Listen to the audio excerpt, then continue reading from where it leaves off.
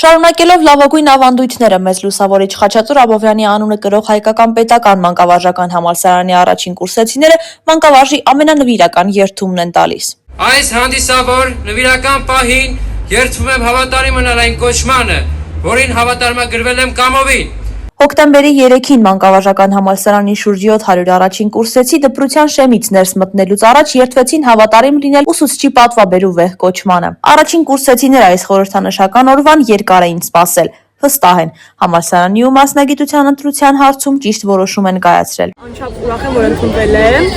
եւ հույս ունեմ ապագայում կդառնամ հիանալի լոգոպեդ, հիանալի մասնագետ կլինեմ։ Ու ես իմ երդում տվել եմ նրա համար, որ բոլորը իմանան, որ ապագայում ես խոսք եմ տալիս, որ կլինեմ շատ լավ լոգոպեդ։ Ուղղակի փայլուներ, ես շատ sense